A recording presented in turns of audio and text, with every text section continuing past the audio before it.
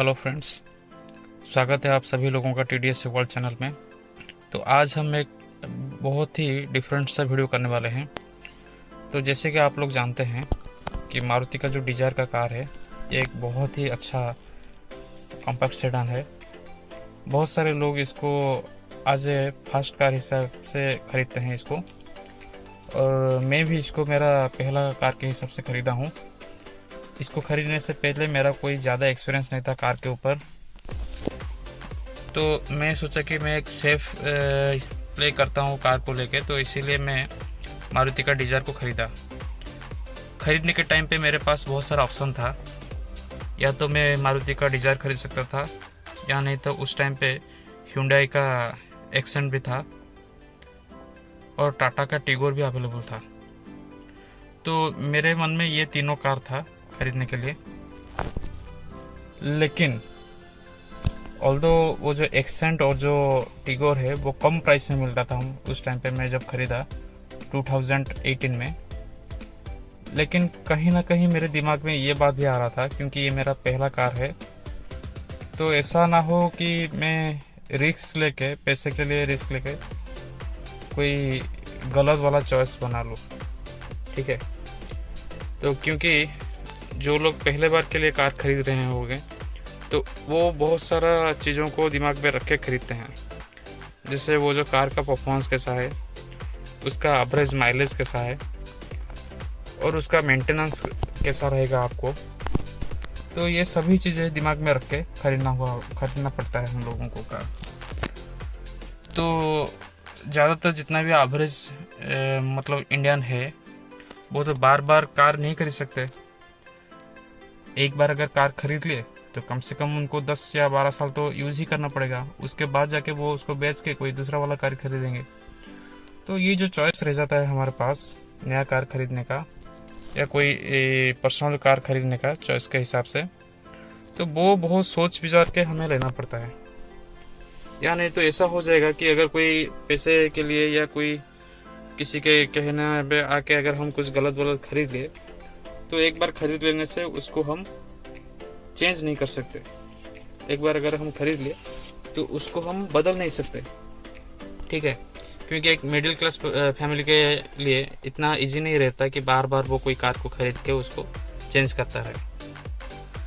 तो यही रीज़न था जिसके लिए मैं बहुत सोच विचार करके मैं डिसाइड किया कि मुझे शायद मारुति का डिजायर को ही खरीदना चाहिए। ठीक है, तो मारुति का जब मैं डिजायर खरीदने के लिए गया था उस टाइम पे, तो मैं क्या क्या चीज़ें दिमाग में रख के खरीदा मैं आपके साथ शेयर करने वाला हूँ। तो हो सकता है कि आप जब कभी नया कार खरीदने के लिए जाए तो कहीं ना कहीं आप लोगों को बहुत सारी चीज़ें पता चले कि क्या क्या चीज़ें रहना चाहिए कार के अंदर, और आपका प्रायोरिटी क्या है, किस चीज़ के लिए आप खरीद रहे हैं। तो मैं जब खरीदा था मेरा कुछ प्रायोरिटीज़ वगैरह थे क्योंकि मेरा जो कार का जो रनिंग था वो बहुत ही कम है। तो देखिए अभी मेरा कार को 1 साल से ज़्यादा हो गया है। ठीक है, 1.5 साल के आसपास हो गया है, क्योंकि मैं 2018 का लास्ट में ईयर का एंड में ख़रीदा था इसको। तो अभी लगभग अभी तो 2020 है, तो अभी तक लगभग डेढ़ साल का टाइम अभी हो गया है कार को। ठीक है, लेकिन मेरा जो अभी तक जो मैं चलाया हूँ सिर्फ 6000 किलोमीटर ही चलाया हूँ। मैं आपको एक बार दिखा देता हूँ।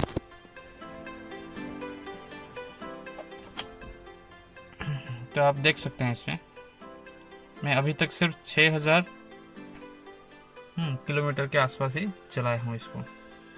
तो मेरा जो ड्राइविंग है वो बहुत ही कम है, 1 साल में बस 6000 किलोमीटर, 1.5 साल में बस 6000 किलोमीटर ही। तो इसीलिए मैं चाहता था कि मुझे कुछ रिलायबल कार चाहिए, क्योंकि मेरा ड्राइविंग बहुत ही कम है। ऐसा नहीं कि मैं ज़्यादा से ज़्यादा चला के उसको 4-5 साल के अंदर 2 लाख 4 लाख किलोमीटर उसको चला दूं और उसके बाद उसको फेंक दूं या नहीं तो उसको बेच दूं। तो ऐसा कुछ तो नहीं था मेरा दिमाग में। तो मेरा दिमाग में था कि अगर मैं एक बार खरीदने वाला हूँ कोई कार, तो कम से कम उसको 10 साल तक चलाऊँ। और मेरा ड्राइविंग बहुत ही कम है, तो इसीलिए मैं कुछ लॉन्गिविटी चाहता था, उसमें परफॉर्मेंस भी चाहता था, लॉन्गिविटी भी चाहता था। तो यही सब चीज़ों को दिमाग में रख के मैं मारुति का डिज़ायर के लिए पसंद किया उसको और डिज़ायर को खरीदने के लिए सोचा दिमाग में। उस टाइम पे मुझे वो Hyundai का एक्सेंट भी मिल रहा था। हालांकि उस टाइम पे ओरा नहीं था, लेकिन ओरा का जो अभी डिज़ाइन है बहुत ही अपीलिंग है। और ऐसा भी हो सकता है कि शायद अगर ओरा उस टाइम पे मिलता तो मैं ओरा को ही खरीदता।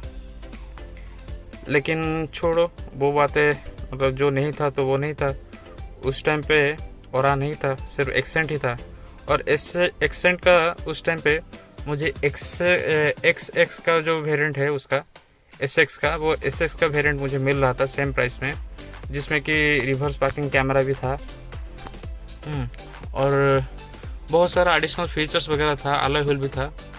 तो ये सब मिला के मुझे लगभग मिल जाए, मतलब सेम ही प्राइस में जो डिजायर का जो VX वेरिएंट था पेट्रोल का, उसी प्राइस में उसको मिल जाता था। लेकिन फिर भी मैं नहीं खरीदा उसको। और उस टाइम पे मुझे टिगोर का भी पूरा टॉप वर्जन मिल रहा था डीजल का। यहाँ इसका जो डिजायर का जो पेट्रोल का प्राइस है, उसी प्राइस में मुझे टिगोर का डीजल का टॉप वर्जन मिल रहा था अलॉय व्हील के साथ। लेकिन फिर भी मैं नहीं खरीदा, क्योंकि कहीं ना कहीं दिमाग में था जो मारुति का जो कार है उसमें कुछ ना कुछ तो है, इसीलिए बहुत सारे लोग खरीद रहे हैं। कुछ ना कुछ तो जरूर ही रहता होगा। तो मैं सोचा कि let's go with the flow, तो देखा जाए क्या होता है बाद में। लेकिन इसके बारे में बहुत सारा खबर भी आया था उस टाइम पे कि उसका जो बॉडी का कंस्ट्रक्शन है इतना सॉलिड नहीं है टाटा के जैसे। हाँ, ये बात सही है कि टाटा का जो जितना भी कार है उसका जो बॉडी है बहुत ही स्ट्रांग रहता है। हाँ, और बहुत सारा वीडियो भी देखा हूँ कि एक्सीडेंट के केस में इतना इजीली उसमें डैमेज नहीं आता टाटा की जितना कार है। लेकिन फिर भी मारुति का जो ये डिजायर है ये भी इतना वीक भी नहीं है। हालांकि इसमें कुछ मतलब उसका वीडियो भी देखा हूँ मैं यूट्यूब में, जिसमें आप लोग देख सकते हैं कि एक्सीडेंट के टाइम पे उसमें बहुत सी ज़्यादा डैमेज आता है। हाँ, लेकिन फिर भी इसमें भी बहुत सारा सेफ्टी फीचर्स दिया गया है, जैसे कि इसमें ABS EBD और ड्राइवर के लिए एयर बैग भी है।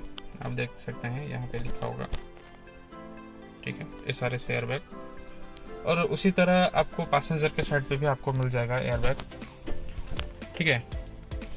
तो सेफ्टी के हिसाब से इसमें बहुत सारा फीचर्स दिया गया है, तो उसके लिए कोई मतलब कॉम्प्रोमाइज़ नहीं हुआ सेफ्टी के हिसाब से। लेकिन हाँ, ये बात सही है कहीं ना कहीं कि इसका जो बॉडी का जो ढांचा है, जो चेसिस है और पूरा का पूरा बॉडी का जो ढांचा है वो इतना स्ट्रॉन्ग नहीं है जितना कि हम लोग का टाटा का देता है कार। फिर भी चलेगा, गाड़ी का माइलेज बहुत अच्छा है। देखिए, आपको मैं एवरेज माइलेज भी दिखा देता हूँ, तो आपको एक पता चल जाएगा कि एवरेज माइलेज इसका कितना दिखा रहा है। आप लोग खुद देख सकते हैं, ये 20.3 किलोमीटर पर लीटर दे रहा है। कोई भी पेट्रोल कार और एक सेडान के हिसाब से इसका जो माइलेज है एक्सीलेंट है। और मुझे नहीं लगता कि कोई कार ऐसा होगा, कोई सेडान कार ऐसा होगा, कॉम्पैक्ट सेडान, जो इतना माइलेज देता होगा। और देखिए, ये भी AC लगा के मुझे मिला है। 60% टाइम में AC लगाता हूँ कार में, तो AC लगा के मुझे 20.3 मिल रहा है। तो ये आप देख सकते हैं। लेकिन गाड़ी का रनिंग जितना ज़्यादा बढ़ता रहेगा और NH में जितना आप नेशनल हाईवे में आप जितना चलाएंगे ज़्यादा, तो आपको माइलेज भी उसी हिसाब से ज़्यादा ही मिलता रहेगा, ठीक है। तो ये कुछ कारण था मेरा। माइलेज उसका अच्छा है, सर्विसिबिलिटी अच्छा है, हाँ, और इसका जो रीसेल वैल्यू भी अच्छा है कार का। तो ये सब कारण की वजह से मैं सोचा कि नहीं, चलिए हम डिजायर ही खरीदेंगे, ठीक है। तो मैं जब डिजायर खरीदा था तो उस टाइम पे और भी कार लोग बहुत सारा ऑफर दे रहे थे, लेकिन फिर भी मैं इसके तरफ गया। तो ये था मेरा कुछ डिसीज़न, मैं क्यों खरीदा डिजायर। और मैं देखा हूँ जितना भी इंडिया में जितना भी सेडान, कॉम्पैक्ट सेडान बेचा जाता है, उसमें से 70% सिर्फ डिजायर ही होता है, और बाकी का जितना कार है वो सब मिला के बस 30 से 40% वो सब रह जाता है। तो ये बात है कि कुछ ना कुछ तो इसमें है जिसके लिए बहुत सारे लोग खरीद रहे हैं, चाहे वो नाम बोलिए, चाहे उसको ईजी टू ड्राइव बोलिए, चाहे इसके सर्विसिबिलिटी बोलिए, या चाहे उसका जो रीसेल वैल्यू है वो बोलिए। और ऐसा नहीं कि गाड़ी ख़राब है, ऐसा नहीं है बिल्कुल कि गाड़ी ख़राब है बस नाम के वजह से, मारुति का नाम के वजह से लोग इसको खरीद रहे हैं। गाड़ी चलाने में बहुत ही स्मूथ है, मैं उसको चलाया हूँ, बहुत सारे किलोमीटर चलाया हूँ मैं उसको। गाड़ी NH में, नेशनल हाईवे में जितना स्मूथली जाता है, सिटी के कंडीशन में भी उतना ही स्मूथ रहता है। उसका जो हैंडलिंग है, उसका जो ड्राइवेबिलिटी है, बहुत ही ईजी है, बहुत ईजी टू ड्राइव है। तो ये था मेरा एक्सपीरियंस, मैं क्यों ख़रीदा, किस लिए ख़रीदा, और ख़रीदने के बाद अभी गाड़ी को 1 साल 1.5 साल भी हो गया है। तो ये था रीज़न मेरा ख़रीदने के लिए। तो आप लोग भी बोलिए, आप कौन सा सेडान ख़रीदना पसंद करेंगे, मारुति का डिज़ायर या एक्सेंट या ओरा या टिगो। इसके सिवा और भी बहुत सारा सेडान्स है। अगर आपको पसंद है तो कमेंट बॉक्स में उसको लिख के दीजिए, और गाड़ी क्यों ख़रीदना चाहते हैं वो भी लिख के दीजिए। और इसके सिवा अगर मारुति का डिज़ायर के बारे में और कुछ जानना चाहते हैं आप लोग, तो मुझे कमेंट बॉक्स में लिख के दीजिए। मैं कोशिश करूँगा कि आपका जो क्यूरीज है उसका आंसर देने के लिए। ये वीडियो देखने के लिए धन्यवाद।